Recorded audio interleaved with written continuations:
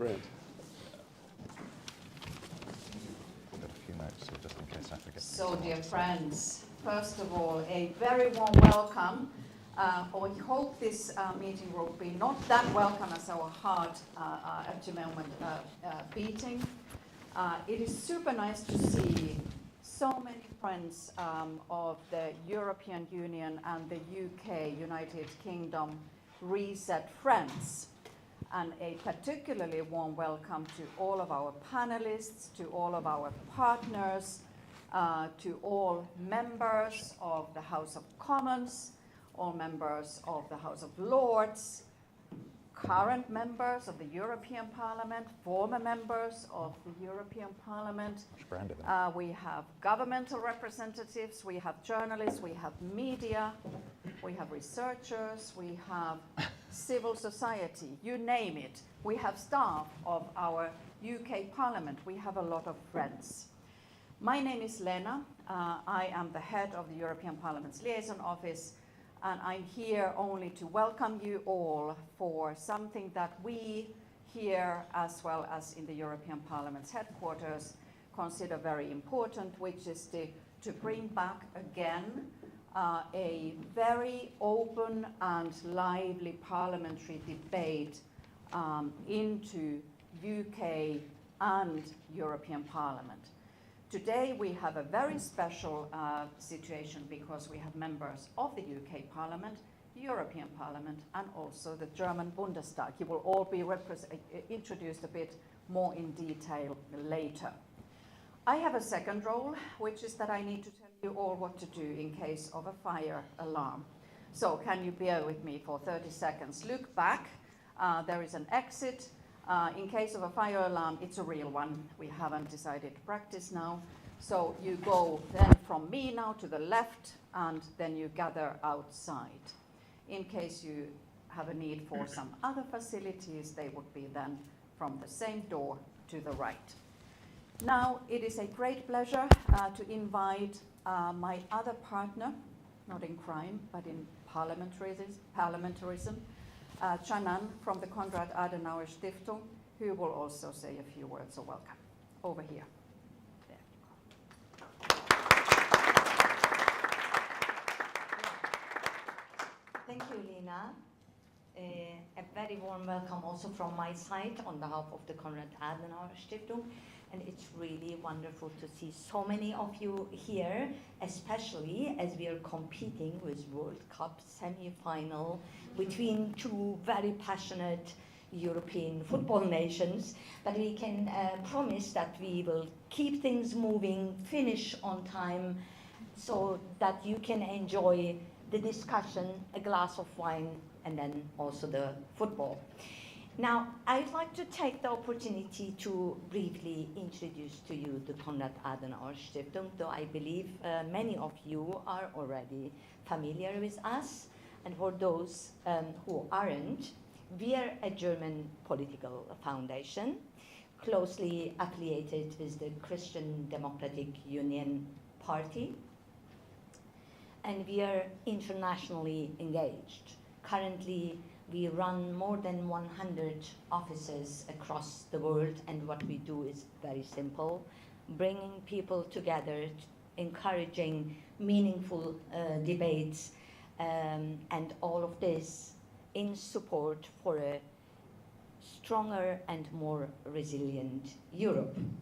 Well, as mentioned, at our core, we are a political foundation, and that's why strengthening the exchange, the dialogue between parliaments and parliamentarians is core, is central to our work. And that's one of the reasons why we're delighted to partner with the European Parliament's representation and with Lena, which is playing a crucial role in connecting parliaments. And we are also very delighted to partner with UK in a changing Europe.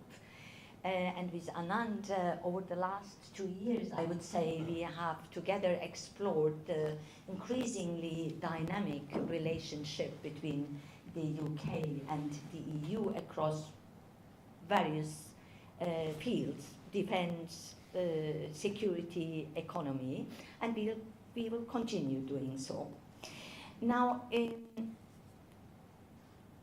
obviously we are confronting a world that feels increasingly zero-sum, where great powers can do whatever they like, and relationships become more transactional, and rules, institutions, and values are very much under pressure. So we want to discuss, where does Europe stand in this new reality? Because the challenges are obviously significant. So Europe is under attack militarily by Russia, economically by China, and I'd say politically by the US, or at least there is a growing political pressure from the US. So what is our answer to this new reality? And obviously it has to be more cooperation and not fragmentation. We have to bridge our interests, as the title of this event indicates, and we have to combine our strengths and capabilities. So we, of course, are very keen to hear more on this, or new ideas from our distinguished panelists, and therefore now I'm handing over to Anand to guide us through the debate. Anand.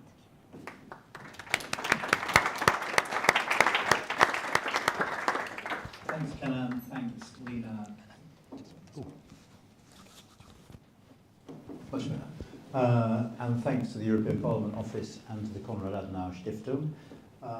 As Kenan just said, we're joined with a great panel. To my immediate left is Mika Aaltola, who is a member of the European Parliament, member of the European People's Party, and Vice Chair of the EU-UK Parliamentary Partnership Assembly, which I imagine we might talk about in a bit. To his left, Ben Coleman, MP of Chelsea and Fulham, also a member of the EU-UK PPA. And last but not least, we have Johannes Volkmann, who is a member of the Committee on Foreign Affairs of the German Bundestag and a CDU member of Parliament. So if I can just kick us off, and I'm quite keen to get audience questions towards the end, so we'll try and keep this going quite quickly and then come to you lot. Just looking at the state of UK-EU relations at the moment, how would you reflect on them? What state are we in? Well, it's not the base of the reset, the famous reset, but there was the lack of destination. There's no common destination, and things tend to be very transactional. And the lack of strategic vision, a common European vision, should be necessary right now because of the ongoing war. But it's not only about the East. We should not, in Brussels, forget that we have to be innovative when it comes to the West.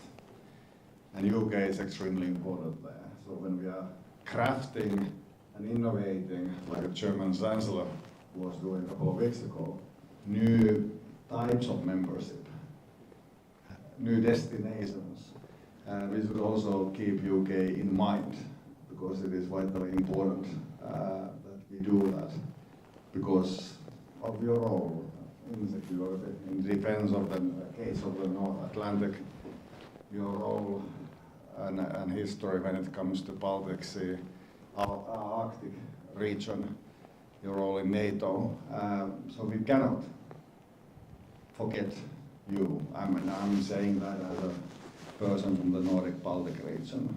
We of course miss you quite a lot there, because you are like-minded in many respects. But also because of the geostrategic necessity. Coalitions of willing, they have saved Europe for 1,000 years. And now we are on the edge of trying to find one more of those. Ben?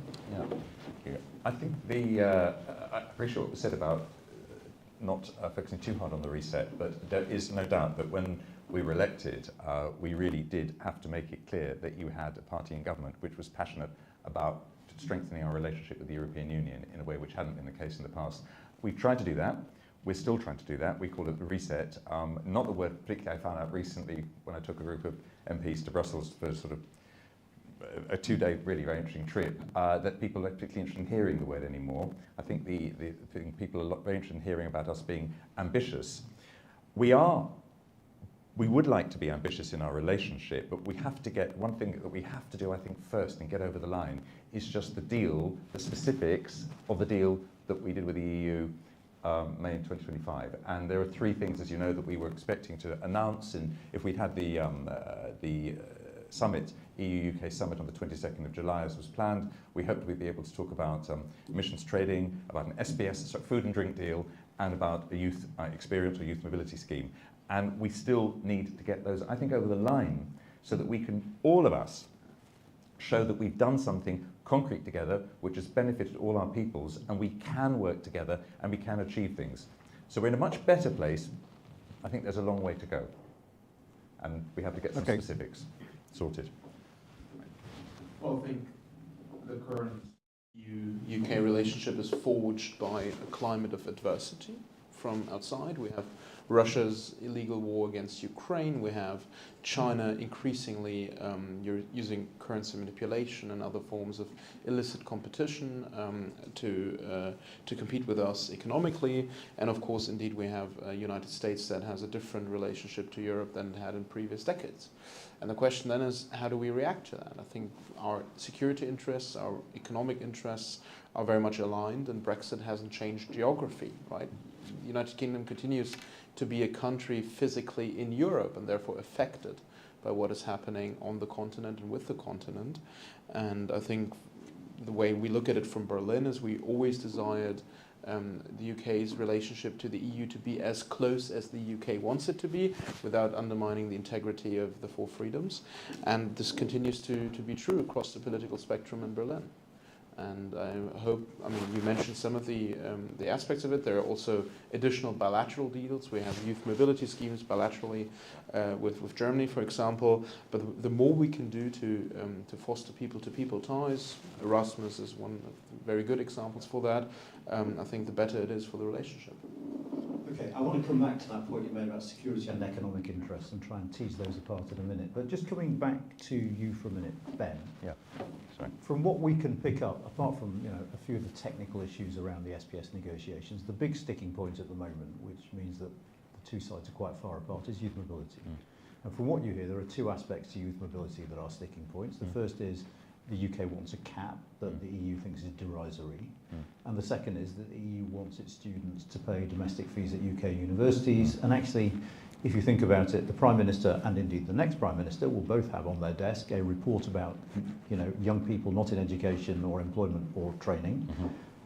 And it's probably quite a bad look politically then to be seen to be apparently subsidising European students at a time when you have a crisis amongst your own youth. So what should we do to unlock the talks? Should we just give in on youth mobility?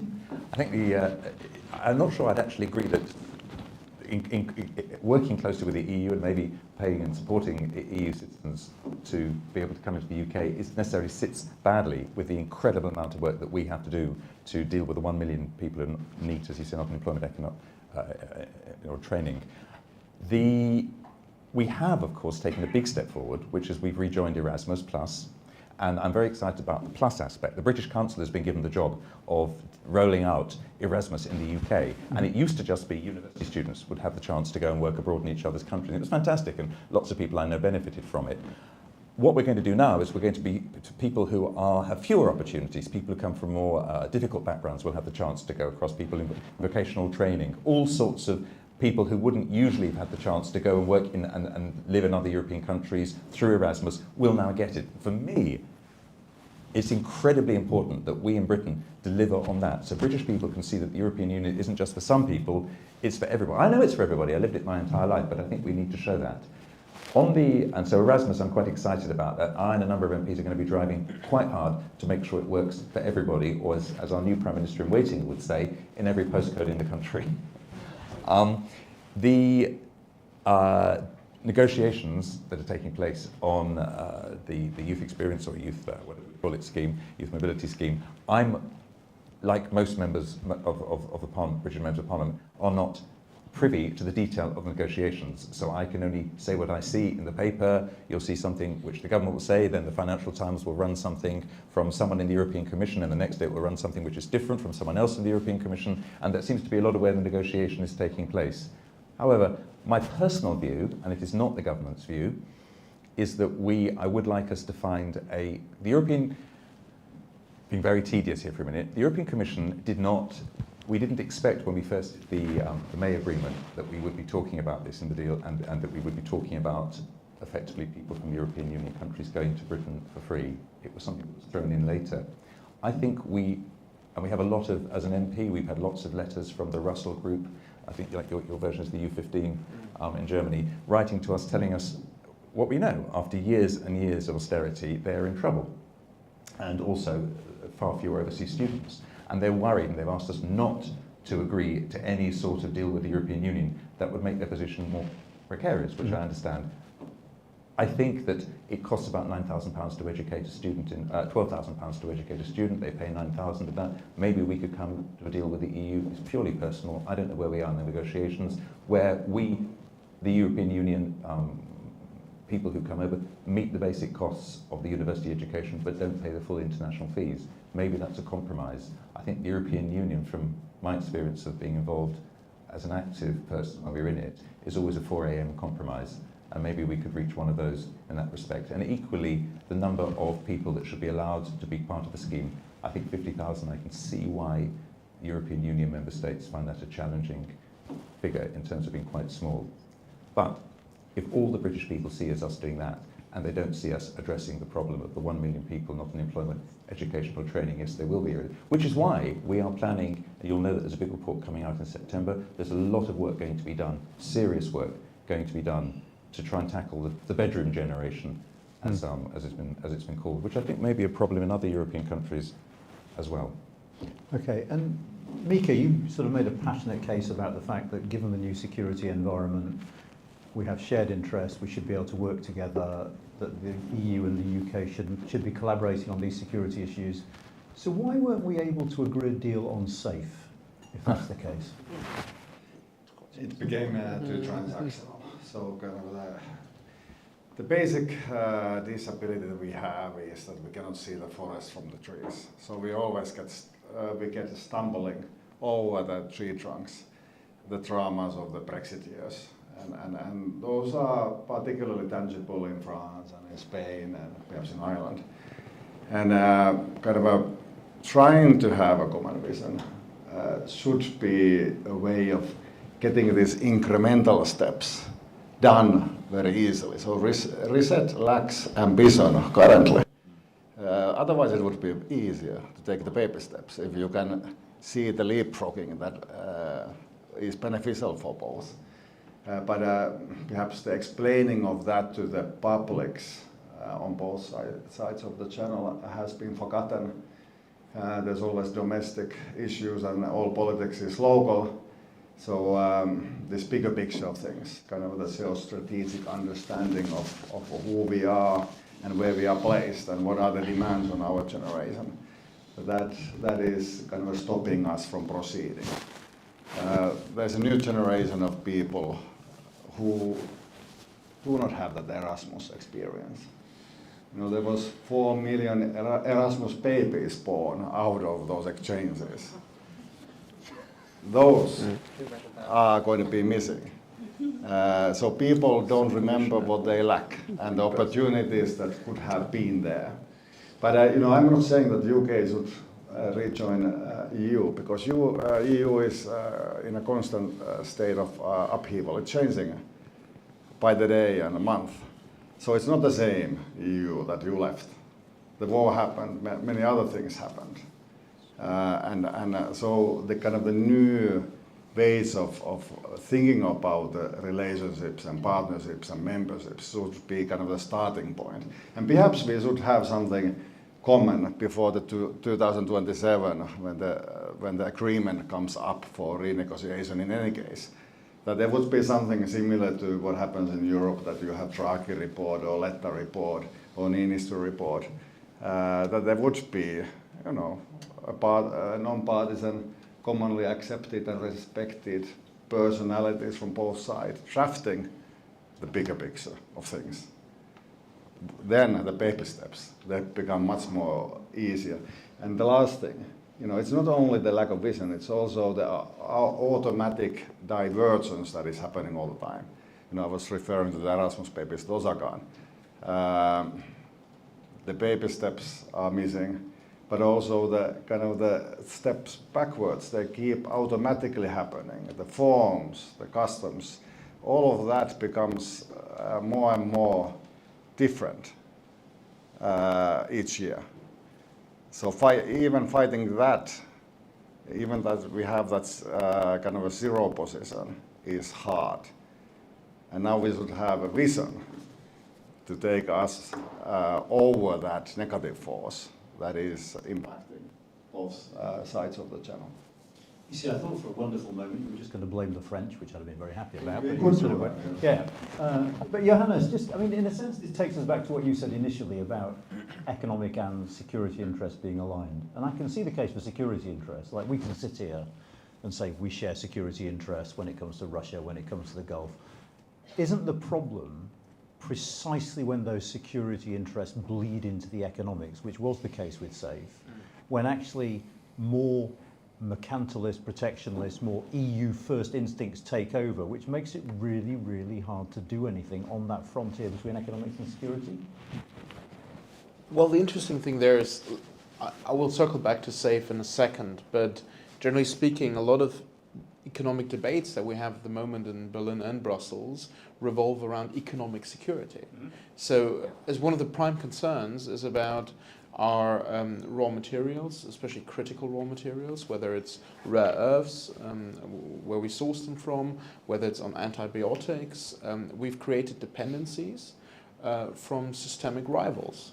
And we've seen in recent years, we've seen that with energy dependence on Russia, that some of these systemic rivals are willing to use that potential for blackmail. Last year, China has introduced export controls and licensing schemes on rare earths. And for several weeks, SMEs in Germany, like small machinery workshops, etc., didn't know whether or not they would still have a company by the end of the year, because we are 100% dependent with some minerals on the PRC. And the question is, what can we do about that? And I think doing something on that unilaterally as Germans or Europeans will probably not work out economically. So we need coalitions of like-minded partners, and I think who but the UK would be like front and center for us, Japan, Korea, others as well, Canada, Australia, but certainly Britain. And being aligned and creating joint economic security framework that works on trade defense, on sourcing critical raw materials, perhaps also on energy. So there I see very much our interests aligned. And indeed, there are some fields of the economy, defense is a prime example, that are mercantile by nature, because the only customer for a defense business is the government. And so any sourcing decisions that governments make over procurement directly impacts electorates, and therefore it's always politically charged. It's probably, even if you look into the through the treaties, if you look into TFEU, the only aspect of the single market where there is an opt-out by industry from the rules of the single market is defense. And so national security exemptions make it always very difficult to come to policy cohesion. But if you look at the 99.5% of our GDP that are not defense related, we should probably start working on them to get a bit closer. Okay, Ben, I will come back to you in a sec, but I want to just press Johannes and Mika on this a little bit, because even if we step outside defence, one of the things that I know is preoccupying government here at the moment are two pieces of EU lawmaking on the horizon, the Industrial Accelerator Act and Made in Europe, both of which, it seems to me, risk causing significant damage, particularly to manufacturing industry in the United Kingdom, almost as a sort of collateral, not because that was the aim, but almost because they've been designed without really thinking through what this might mean for the United Kingdom. Are you concerned about that at all? Do you think that's a price worth paying to make the European economy stronger? Perhaps the European Parliament, as one of the two institutions negotiating the trilogues on this, will be able to answer that, and I'm happy to chime in from a Berlin perspective. Beautifully done. Yeah, I appreciate that. Well, yes, that's the divergence. So it's inwardly looking discussions. And it has to do with the industrial heartland of Europe being suffocated by cheap dumping of Chinese products into Europe. So something needs to be done fast, so it becomes a little bit of a reflex-like discussion, and you should chime in into that debate. So whatever influence you have should be concentrating on those two pieces of legislation that are coming in. So yes, we are trying to take care of, the industrial heartland is needed, for example, for production of arms. Mm-hmm. So without the industrial base, you cannot do much when it comes to geostrategic aims that you might entertain. China knows that very well. That's the reason why it is doing what it is doing brilliantly, geoeconomically, not so much geopolitically. Yes, what it means to be made in Europe. And for me, it would be ridiculous to leave UK out. But of course, there are other countries then who are going to be arguing that they should be let in as well. And that's the reason why I'm saying that we should tailor particular agreements, not only to Ukraine, but also to UK, to Norway, because without those, our situation is much more difficult. For example, the rare earths. It's not the rare earths as a material or resource from the ground. We have plenty of those in Europe. But it is the refining capacity and the know-how of doing the refining. And we should perhaps there combine forces in finding the new ways, environmentally friendly ways of refining, because they're extremely polluting. The Chinese ways of doing rare earths, refining them.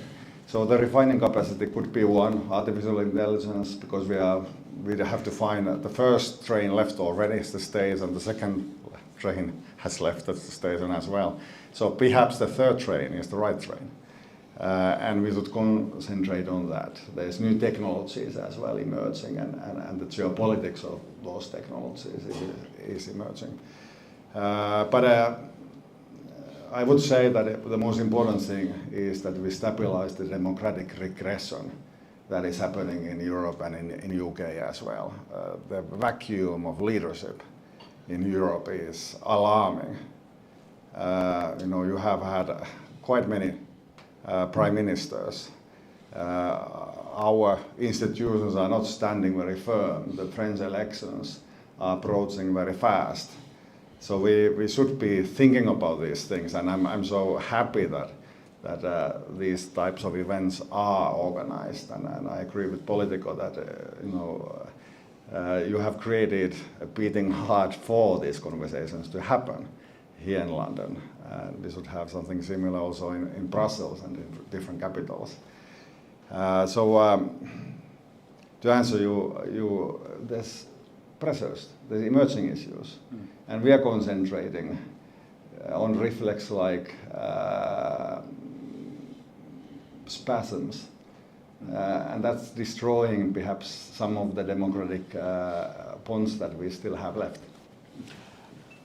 If I may, so there is an ongoing debate on the Industrial Accelerator Act within the coalition in Berlin, and also within my own parliamentary group. So what I now say is strictly in a personal capacity, but personally speaking, I'm convinced that the most effective instrument to counter illicit competition from China is reciprocal tariffs. The tariffs that try to even level the playing field that's been skewed through currency manipulation and subsidies that are not in line with WTO rules. As a conservative, I'm in favor of free trade. I don't have a problem with competition from Asia. I think European industry greatly benefits from competing with Japanese businesses, with Korean businesses, because they compete on equal terms. What we've seen with China, unfortunately, and we have some studies, the OECD recently published a study looking at Chinese market gains from 2005 to 2025 across 15 different industries, and they, in my opinion, very convincingly have proven that about 60% of these market gains were through subsidies. only 40% were actually market-driven. That is not to say that China doesn't have innovation and doesn't have well-functioning businesses, but it's a matter of proportion. The question is then how to respond to that illicit competition.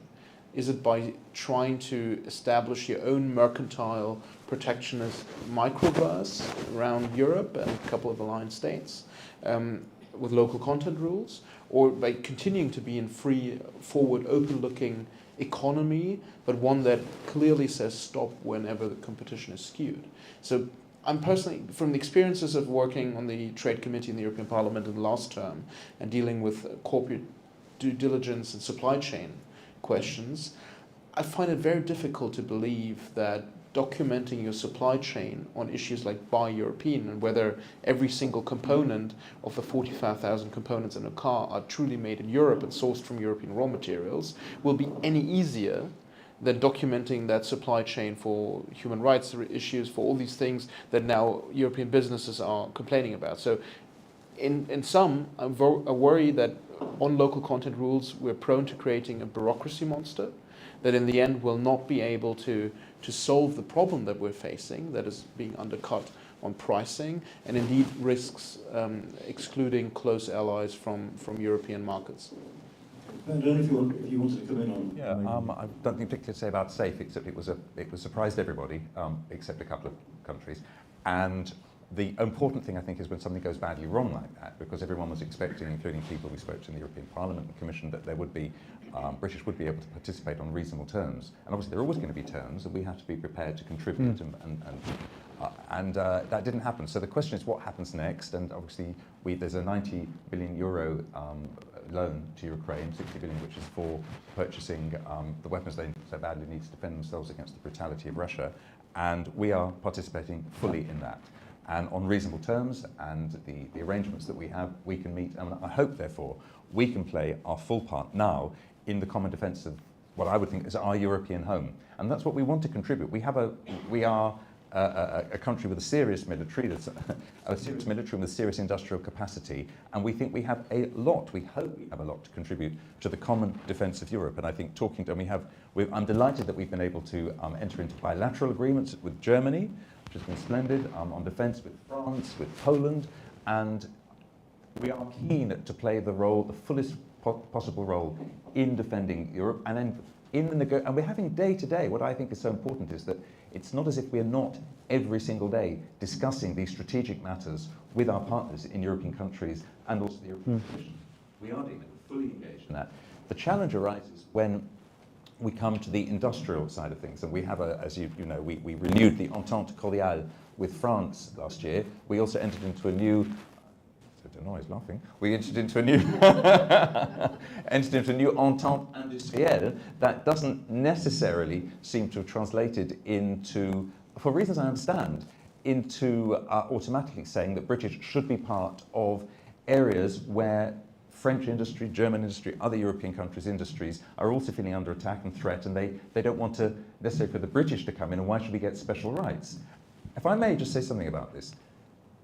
We did think a little bit, some people in the UK did think a little bit, that we would say, we've got a new government here, we're really pro-Europe, we want to reset everything, and everyone in the European Union was going to say, oh my goodness, thank goodness, that's really what we've been waiting for. Honestly, 10 years long, nightmare is over. They didn't say that. They didn't think that. They said, you were horrific when you left, and I think we had among the most damaging, foolish, infantile, childish, negative, poisonous people negotiating on behalf of this country who were more interested in self-aggrandizement than in thinking what was best for the British people in a very difficult situation. And as a result, in Brussels, people still bear the scars on their backs of the way that we left the European Union. And so when we came back in and we said we're here and we want to be, we want to be back and part of everything and involved in everything, not quite joining, but everyone's saying, well, we've got China, we've got Russia and Ukraine, we've got all the other international problems. You're not our first priority. And I think for us, we've had to learn what that means. And I think the government and the Prime Minister has been very aware of that and has worked very hard to try and be, whether it's in the coalition of the willing or in other ways, a very positive international player.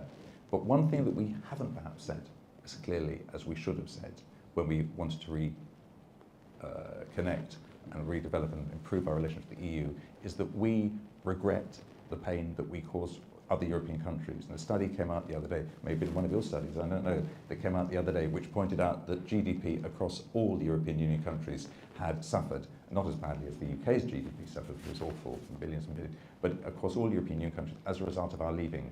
And we don't always acknowledge the pain that we caused the European Union, and we act as if, when now we say we want to be back, everybody has to listen to us, and it's a more complicated situation.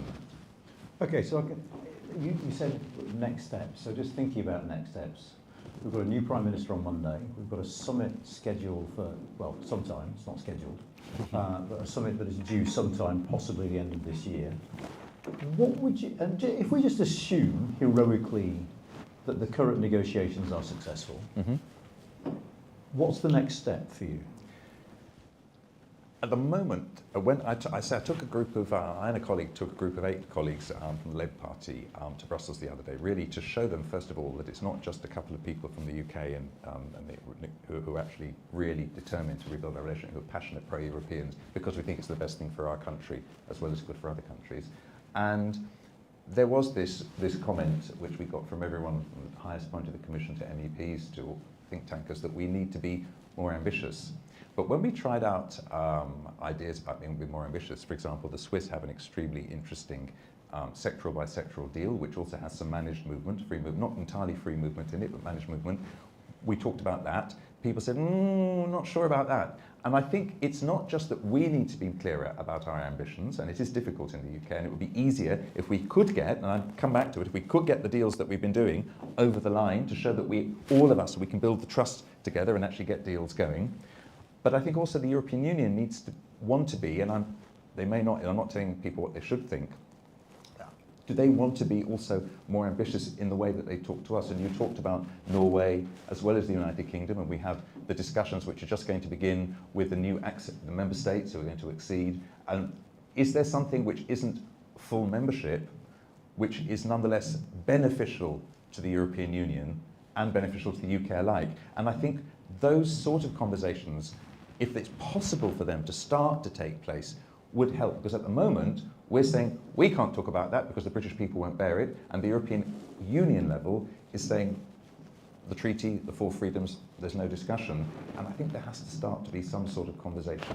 Mika's about to give us a special deal. I felt so. I would give it. The treaty, well, it was done when it was done. But now the situation has shifted quite a lot, dramatically different world that we are living in. So the treaty can be reread. So there is a lot of wiggle room inside the treaty. For example, the mutual defense clause for the 2.7 can be now reread in interesting ways.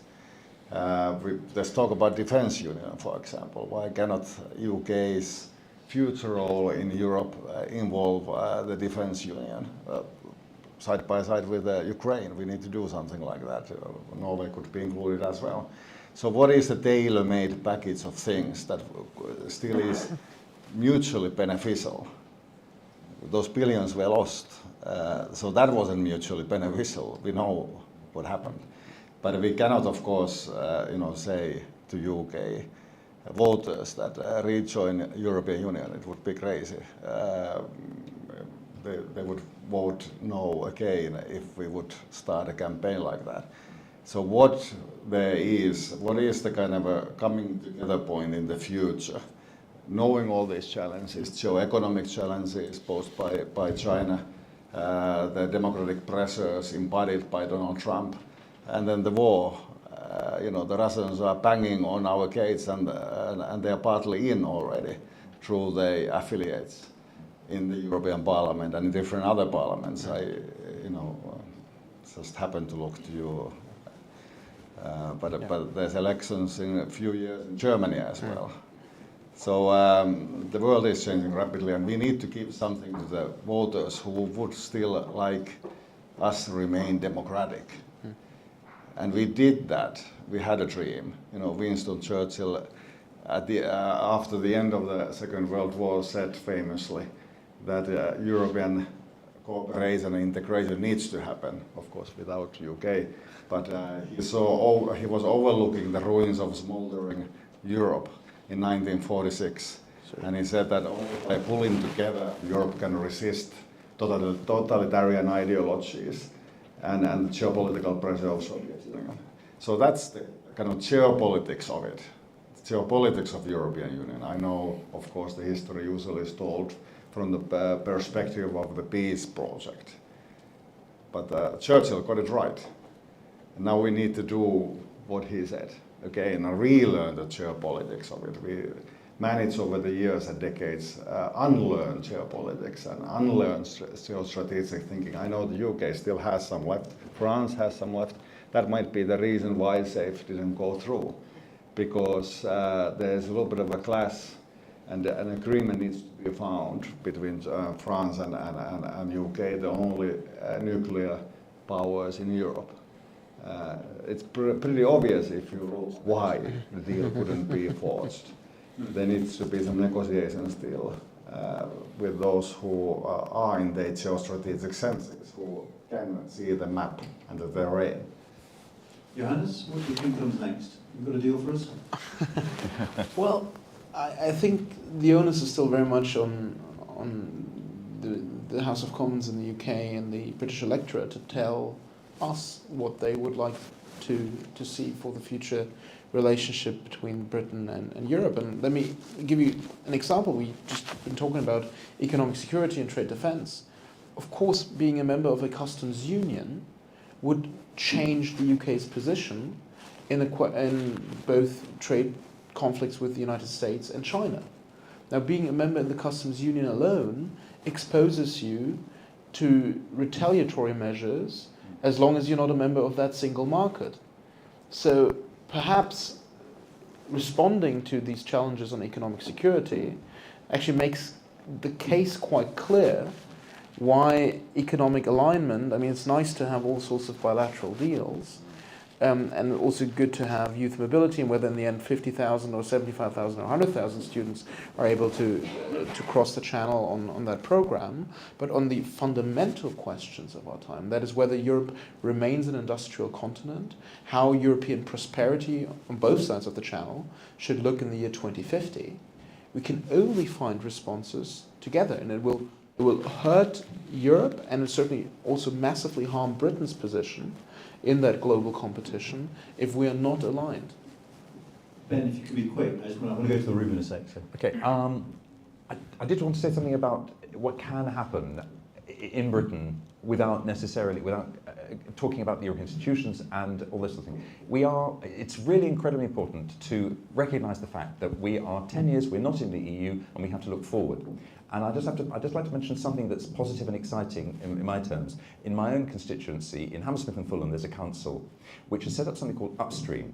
And it working very closely, it has an industrial policy which involves the partnership with Imperial University, which is one of the best universities in the world, and they are creating STEM opportunities for local people, but they also have signed innovation partnerships, this is one borough in London, with the city of Barcelona, the city of Milan, with Rzeszów in Poland, with other places in the European Union, and also with other cities in the UK, Barnsley and Swindon, and they're doing one with Wigan. There is a lot, and these are all to create, you do not have to be in the European Union in Britain to be European, to get European opportunities. You just have to have politicians who believe that we need to get closer, we need to work more closely, and we need to spot chances where we can and gradually, it's very British, I know, gradually rebuild bit by bit. And when I speak to my constituents on the doorstep, all of them, because it was a very Remain constituency, the ones I speak to, not all of them, practically all of them, say they really wish we were still in the European Union. And then I say, so should we spend the next 5 years at least negotiating to rejoin? And they say, no, you need to get closer. And I think the challenge is just what our friend here says, the challenge is for us and the EU working out what getting closer actually means. And it may come to a point where we just realize there's an impasse we can't leap over, but I think there are more conversations we need to have. Right, we've got about 10-15 minutes left for questions from the audience, if there are any. Don't let me down. Oh, gentleman. Yeah. I don't know. How do you want to speak? Just speak loudly, I think. Yeah, speak loudly. Is that all right? Yeah, Yeah, go on. The phone. Oh, brilliant. Magic. Could you pass There we go. we do. There we go. Yeah, I was wondering. So we're, Yep. Johannes, Mika, Ben, thank you. Really interesting discussion. And interestingly, you narrowed in on some defence aspects. I wonder if we look at Ukraine for a minute. Obviously, it's on the horizon, but now that Hungary's veto is gone, we're still looking at 10, 15-year accession to the EU, and Italy and Poland are dragging their feet. Is the accession of Ukraine to the EU a real thing, or are we just managing their expectations? That's good. Good EU question.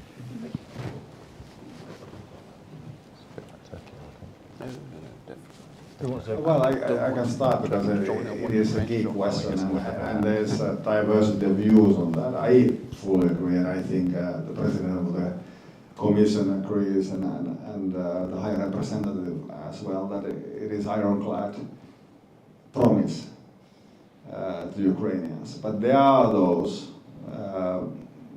in some parts of Europe that are saying that it was just motivational talk.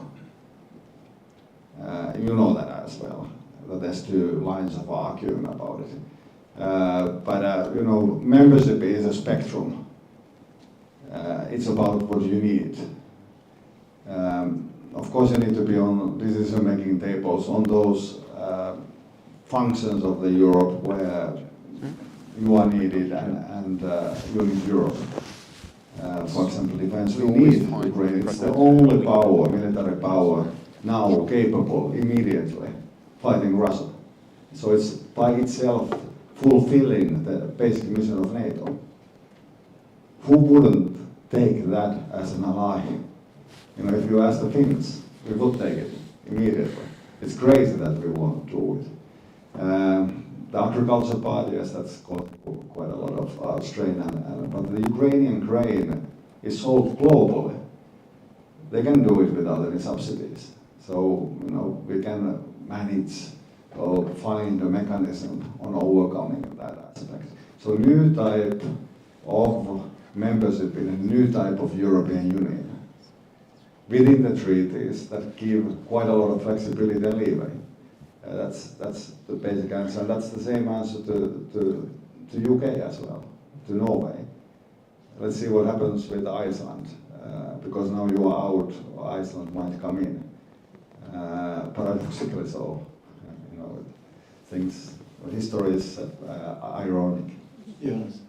Tens of thousands of Ukrainians are dying for the prospect of having a European future. I think would be an unfathomable betrayal of what they're doing if we are not allowing them to exceed over questions of sunflower oil. I mean, I think that's shocking that we even have that debate. Yes, agriculture is important. Yes, that matters to many voters and has to be taken seriously.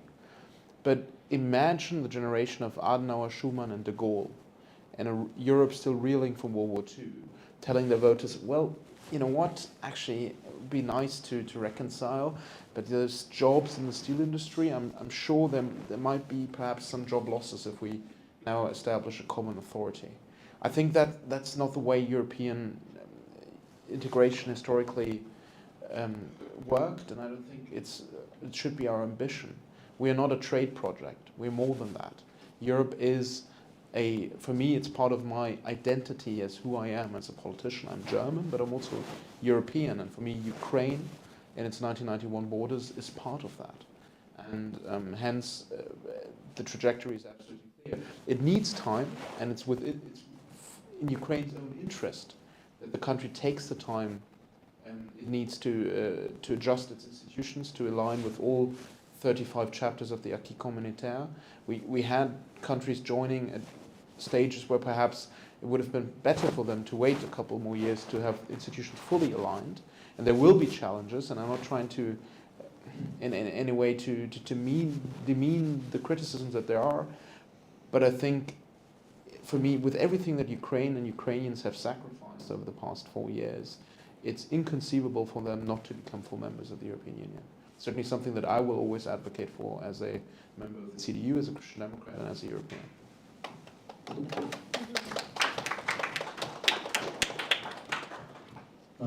Thank you. Sven Sakko is my name. I'm a Estonian ambassador. I have two questions. One is for Member of Parliament Coleman, and the other is for our overseas guests. The first is Some members of your party, like Sadiq Khan and West Streeting, have called for Labour Party to adopt rejoin in your next manifesto. Where do you stand in that? And then they to Mika and Johannes, how do you diagnose why those people, forces, officials, countries who oppose in a way, or who make it very hard for UK to get closer to the EU, what is the reason behind it? Why they do it? Is that because of the scars of the last 10 years and distrust, or is that they, by preventing cherry picking by one who has left, they are protecting the union in order for others potentially leave us not to then start picking the cherries from the old side? Thank you. Ben? As I said, it's everyone I know in my constituency, and I'm blessed to have a constituency which is packed with people who would rather they were still in the EU than not, and voted largely Remain. They are very uncertain whether they would wish us to spend the next 5 years or 10 years, I mean it's going to be at least that with Ukraine I would imagine, negotiating rejoining. So I wish we were still back in. And I think there is going to be a debate in the Labour Party about what should or shouldn't be possibly in the next manifesto. It could also be that we are going to be coming up with something which is much more ambitious with regard to our relationship with the European Union, which isn't necessarily rejoining. It could be something else, and we're all developing as the European Union is developing, we're developing. So if you look at the deal, and I come back to it, if you could be the deal that the EU has done with Switzerland, which is extremely good for both sides, but it enables the Swiss to participate in the single market in a whole range of sectors. It also has a large element of movement between the countries, which has there's a sort of, if it's too much, there's too much free movement, there are too many people coming over, the Swiss can put a cap on it. That's having to go through a referendum in Switzerland at the moment.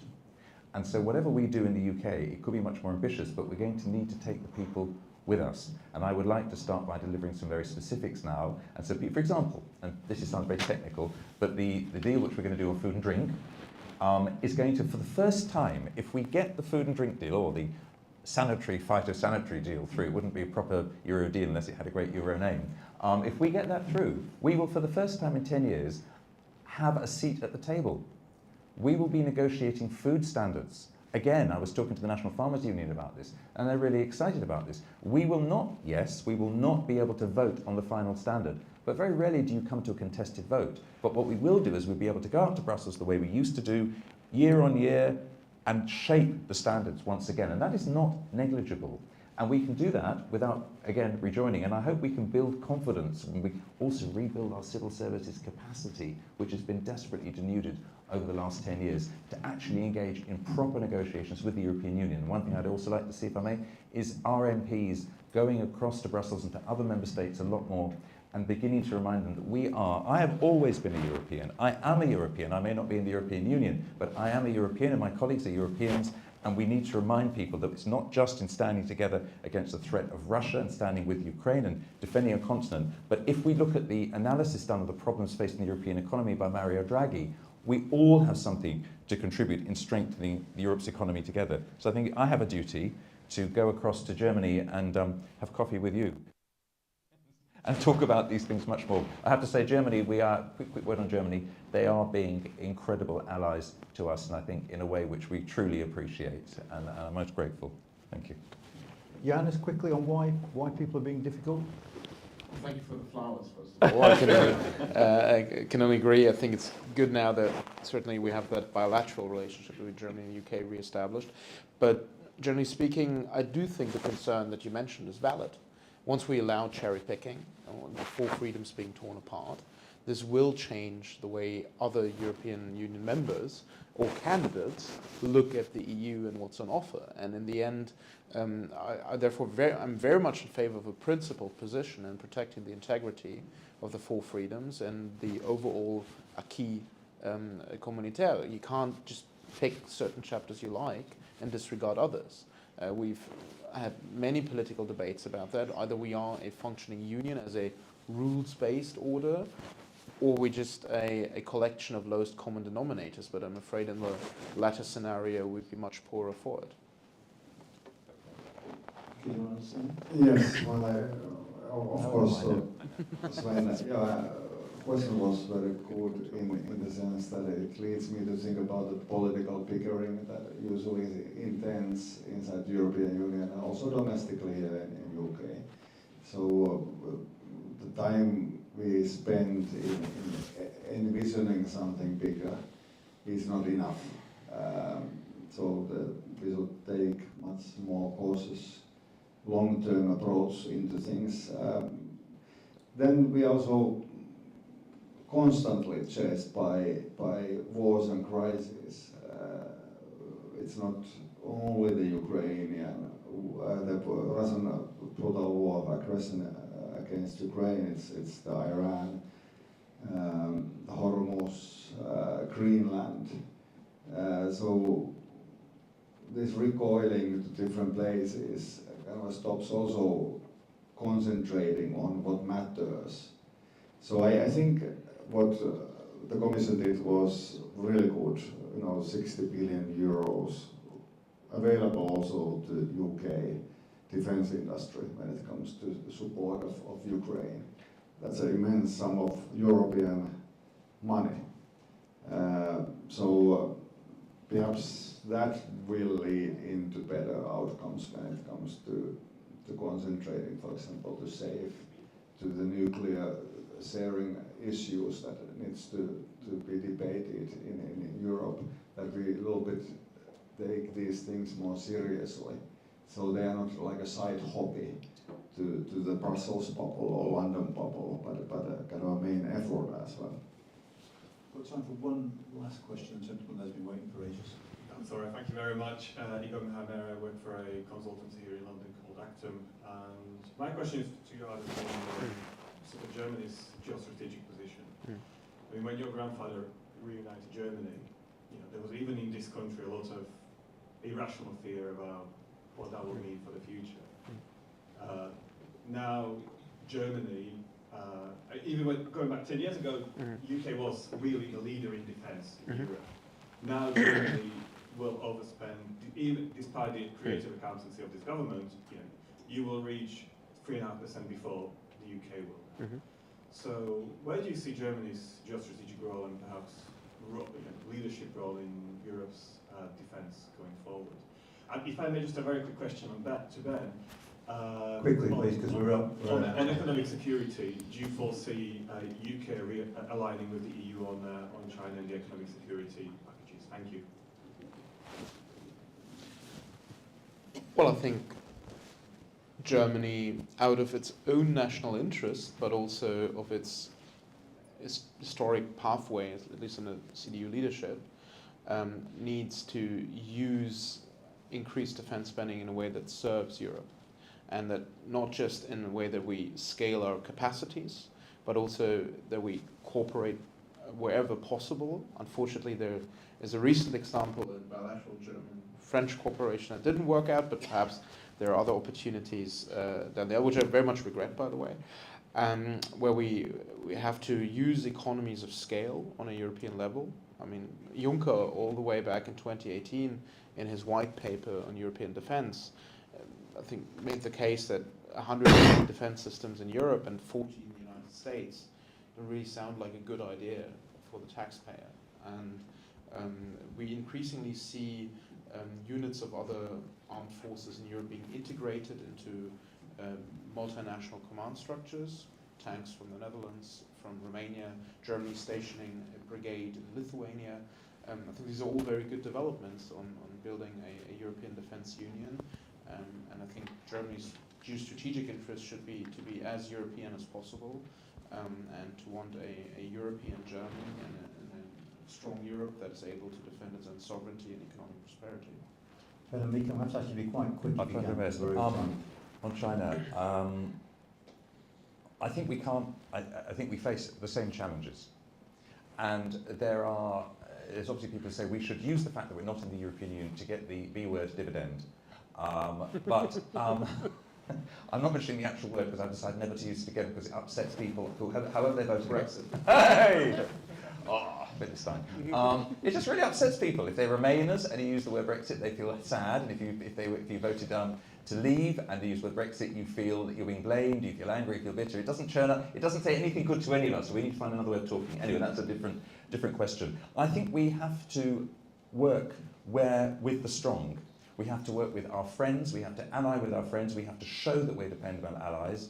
And we have to benefit from the strength that working with our allies brings. And China is a huge challenge. All of us individually, all 27 countries in the EU and Britain, are creating our own bilateral relationships with China, and we need to keep doing that. But when it comes to some of the protection, particularly I'm thinking of electronic cars, and again, hats off to China, for 20 years, they had the wit 20 years ago to start to build an electric car industry. It's the sort of thing that the European Union and Britain hasn't taken the same strategic approach, and yes, they had advantages and they subsidised and so on, but we haven't taken the same sort of strategic approach, and we need to. But I think Britain's future lies in working with its European partners to respond to the challenges we face, and if we play too clever, we're not going to keep anybody happy, and we're not going to benefit, and we're not going to do as well as we could. So, I mean, just to be clear, this government then was wrong not to have tariffs on electric vehicles from China?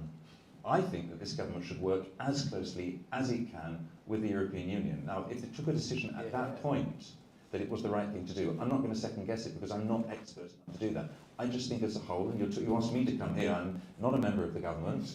I'm a mere backbench member of Parliament on the Health and Social Care Committee, which we can also talk about. Unfortunately, we've run out of time. But I think that it's not going to be absolute. For example, today we signed a very effective trade agreement with Switzerland, which is going to be tremendously good for people in pharmaceuticals, financial services, which have a lot of my constituency. We would be even better off if we were still in the European Union. There's no doubt about that. But we have to try and play the hand that we have been dealt by, not by myself, but by people in the country, and we have to play it as best we can. But I think my instinctive approach is that we work with our friends and we allies, and then when we go to them and we say, we would like you to be reasonable towards us, they say, well, we would be, but you did behave rather oddly there and undermine the European position. So it's very difficult, and a game that we always have to play, and the bridging that we have to think about. But it has to be. For me, personally, we are Europeans, and we must always remember Europeans first. Mika, quick last word. Well, it says somewhere there that Europe is a certain type of thinking, and European Union, of course, is a particular piece and has a particular type of thinking.